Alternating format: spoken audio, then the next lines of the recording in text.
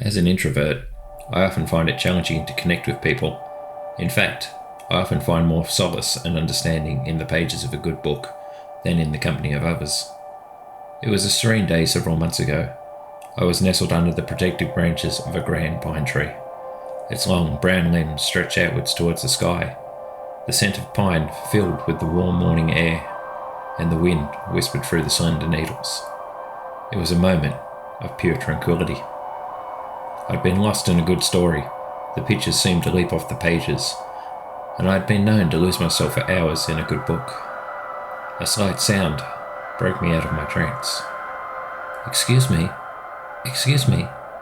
came a sweet voice. Raising my head from the pages, I saw an angel before me. Her long, obsidian hair danced softly as the wind caught it and flicked it against her face, covering it ever so slightly. Her eyes were almond-shaped and a deep, dark brown, and innocence hid in those deep pools.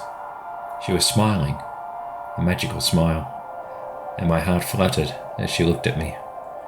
She wore a white blouse with a red tie, and her black blazer had her school logo on it. "What are you reading?"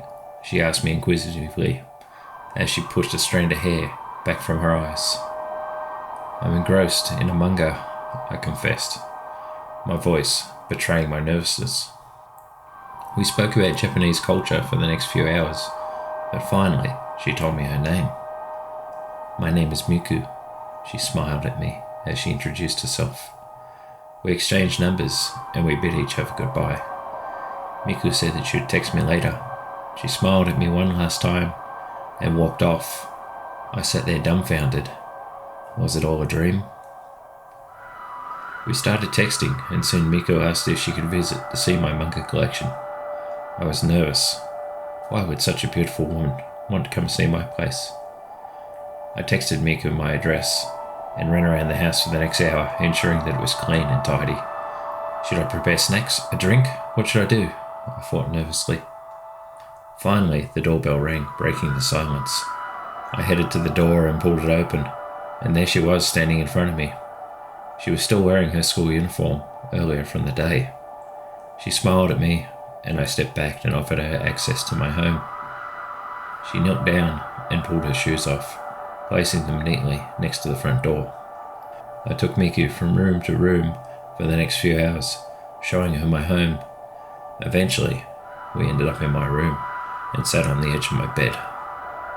I could feel her warmth as she leaned over and picked up one of my favourite manga pieces. She looked at it momentarily, then started giggling as she read it. "Oh, you like that kind of manga?" she giggled, pointing to one of the sexy characters. I could feel my face turning red, and I turned my face downwards to avoid her gaze. Her face appeared before me without warning, inching ever closer, until her lips touched mine. Her lips felt soft against my own, and I could taste the faint aroma of strawberry. It took me a moment for my mind to register what was happening. Not sure what else to do, I leaned into the kiss and accepted her into my very soul. Time faded into nothingness. I do not know how long we made love, nor did I care. I had never felt anything as beautiful and tender as what I experienced with Miku. When we finished, I lay there, my chest rising and falling to the rhythm of my heartbeat. Miku turned and looked at me. Her eyes burned with a mad passion that edged into me. "I love you," Miku whispered, breaking the magic. I met this woman a few hours ago, and she professed her love for me already? I didn't know how to feel. I was confused. "Thank you," I mumbled, unsure what to say. Pulling her close, I held her near. Closing my eyes, I fell into a deep sleep. A few hours later I awoke, and something felt wrong. Something was heavy on my waist, almost like a giant stone, but it felt warm, and my chest burned from a stinging pain that made me want to scream in agony. My blurry eyes flooded open, and I could see a faint outline of something sitting on me. It took a few seconds to realize what the shape was. It was Miku. She was still naked, and her breasts were rising and falling slowly, but something didn't look right. My chest was stinging, and I tried to reach my hand to touch it in an attempt to try and ease the pain. But my hands wouldn't move. I struggled to free them, and I realised that they were both stuck to something. Oh, shit. They were taped to the bed. My mind screamed at me. I wanted to look at my chest, but I couldn't move it either. No matter how hard I tried to move, it was useless. Miku had used duct tape across my forehead, pinning my head to the bed. I was about to scream at Miku, but then I saw it. A long, slender, silver blade stared back at me. The knife's edge caught the candlelight and flashed angrily at me. A crimson smear was on the edge of the blade. It was then that I realised it was my blood. Miku's eyes stared at me. I could not see any emotion there. The tenderness that was there when we made love was gone. It scared me. Miku, why? I could feel myself whimper. A powerful rage escaped her tiny frame as she shrieked, "Thank you, thank you. You do not love me. You don't love me. You are like the rest. You'll throw me away like the others." As Miku screamed at me, it was only then that I realised that she'd cut herself. Not only cut herself, but carved the name, Mike, across her breast. "See, you own me now. Your name is on my body, and you will be mine." Miku's voice was unhinged and wild. Miku lowered the knife and placed the tip against my chest. I could feel the flesh starting to spread as the warmth of my blood flowed down against my body. Even through the pain, I knew exactly what she was carving into my flesh. Miku. "I'm gonna die here," my mind screamed at me, and there was nothing I could do. She was branding me. Time stood still for the second time that day, and I do not know how long she cut my body. It seemed like forever. The agony was indescribable. There was no pleasure, only pain. But what came next scared me more than the knife. Miku dropped her weight onto me, her bare chest against mine. She started grinding our wounds together, tearing the skin further. I gritted my teeth tightly. I could almost hear them cracking under the pain, and I promised myself I would not scream. Miku whispered into my ear very seductively, "My blood is in you now, and yours in mine. We will never be parted, my love. I love you." I wanted to scream at her to go away, to leave me alone. All I could do was meekly whisper, I love you too, Miku, with all my heart." She squealed like an excited schoolgirl and started to smile as she did earlier. Suddenly, the smile faded, and with venom in her voice, Miku said something that would haunt me for the rest of my life.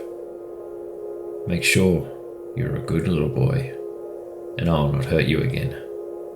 I will always be watching you." I passed out from the pain. I don't know for how long I was asleep, but the bindings in Miku were gone when I awoke. My sheets were red with blood, and my chest was swollen and irritated. Forcing myself off the bed, I attempted to go to the bathroom. I stumbled into where the mirror was, and the sight of the man I saw looking back at me, I didn't recognize. It looked like me, but it wasn't me simultaneously. The man looked a sickly white colour, with sunken eyes, the brightness gone. There was blood all over my chest, stomach, groin and legs, and in the centre of my chest was the name, Miku.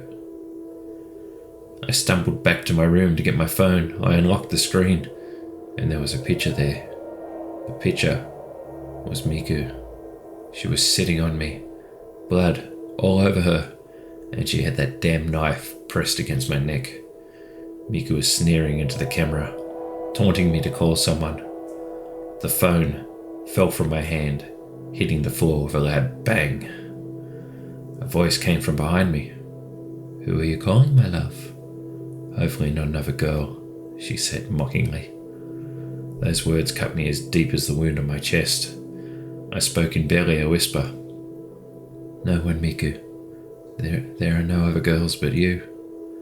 In a joyful voice, like she was joking, Miku said. That's good, my love. I would hate to have to kill them, like the others. She giggled. Others? What others? I wanted to yell, but I composed myself and I turned to look at her. I was expecting to see some sort of demon standing there, but there wasn't.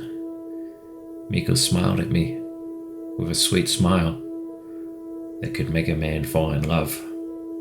I mustered my courage and I stepped forward, placing my arms around her and pulling her close. Miku wrapped her arms around me in a warm, loving embrace. Her soft body seemed to melt into mine, almost like she belonged in my arms. It was in that moment I knew exactly what I had to do. I pulled back from the embrace, looking at Miku deeply, and I whispered, I love you, Miku, and I'm sorry. Before she could react, my hand shot up quickly, wrapping around her throat, and I squeezed. Her eyes opened wide in surprise. She started choking for air. I could hear her staggered breaths. Miku was struggling to say, why, love? She clawed at my fingers, her nails biting into my hands, and when that didn't work, I felt her long nails starting to tear at my face and eyes. The skin started to peel away in large strips as she struggled for life. But I knew deep down, if I stopped squeezing, Miku would kill me. Finally, her bloodshot eyes gave me one last, cursing glare. Her arms stopped ripping at my face, and they felt beside her body as they went limp. I still kept squeezing. I was afraid to let go. I felt she would open her eyes and attack me again if I did. After an eternity, I loosened my grip, and Miku fell to the floor. Tears started streaming down my face. What had I done? Why? Why did Miku do this? Miku was looking at me, her dead eyes locked onto mine. I could feel the poison dripping out of them. After the police investigation and trial, I was charged with manslaughter and placed into an institution for 5 years. During that time, I underwent rehabilitation, but Miku had broken something inside of me, and I would never, ever be the same again.